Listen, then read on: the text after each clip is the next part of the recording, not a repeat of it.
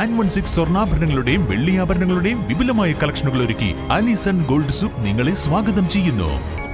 Allison gold souk, AM market, Manalimal bus stand, Wandoor. മുൻ KPCC അംഗം KPS തങ്ങൾ കോൺഗ്രസിൽ നിന്നും രാജിവെച്ചു. DCC പ്രസിഡന്റ് VS ജോയിയുടെ വാർഡുകൾ തോറുമുള്ള വിഭാഗീയ പ്രവർത്തനങ്ങളിൽ മനം മടുത്തും പ്രതിഷേധിച്ചുമാണ് രാജിയെന്ന വാർത്താ സമ്മേളനത്തിൽ അദ്ദേഹം പറഞ്ഞു. എന്നെ സംബന്ധിച്ചിടത്തോളം വളരെ പ്രയാസമേറിയ ഒരു കാര്യമാണ് ഇത്രയും കാലമായിട്ട് പാർട്ടിന്ന് ഒഴിയേണ്ടി വരിക. അതിന് കാരണക്കാരൻ ജില്ലാ പ്രസിഡന്റാണ്. ഒരു പ്രാവശ്യമല്ല, പല തവണ ഉണ്ടായിട്ടും ഒന്നും തിരുത്താൻ തയ്യാറാവാതെ പിന്നെയും ആവർത്തിച്ചുകൊണ്ടിരിക്കുന്ന ഒരു പരിതസ്ഥിതിയിലാണ് ഇങ്ങനെ തീരുമാനമെടുക്കേണ്ടി വന്നത്.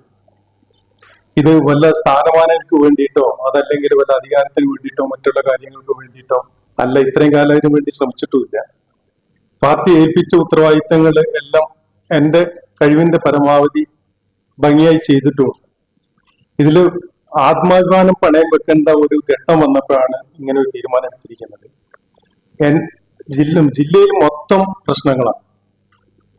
എൻ്റെ നിയോജകമണ്ഡലത്തിലും എൻ്റെ പഞ്ചായത്തിലും ഒക്കെ ഈ DCC പ്രസിഡന്റ് ഉണ്ടാക്കി വെച്ച പ്രശ്നങ്ങൾ ചില്ലറയല്ല, അത് വളരെയധികം വ്യാപിച്ചു കിടക്കുന്നുണ്ട്.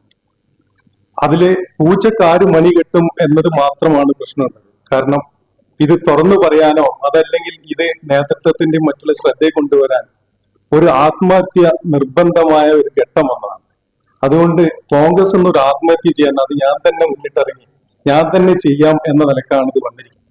അപ്പൊ ഇങ്ങനെ ഒരു സാഹചര്യത്തിൽ അവനവന്റെ വാർഡിൽ പോലും അവഹേളിക്കപ്പെട്ട് ഇനിയും ഇതിൽ തുടർച്ചയായി നിൽക്കുന്നതിൽ ഒരു സുഖമല്ല, അതൊരു മാന്യതയല്ല, അത് ആത്മാഭിമാനത്തിന് ക്ഷതം വരുത്തുന്നതാണ് എന്ന ഉത്തമ ബോധ്യത്തിന്റെ അടിസ്ഥാനത്തിലാണ് ഇങ്ങനെ ഒരു രാജി തീരുമാനം എടുത്തിരിക്കുന്നത്. ഇതുമായി ബന്ധപ്പെട്ട് നേതൃത്വത്തിന് പലതവണ പരാതി നൽകിയെങ്കിലും പരിഹാരമുണ്ടായിട്ടില്ല.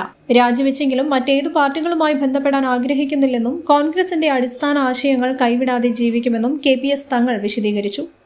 News bureau, Nilambur.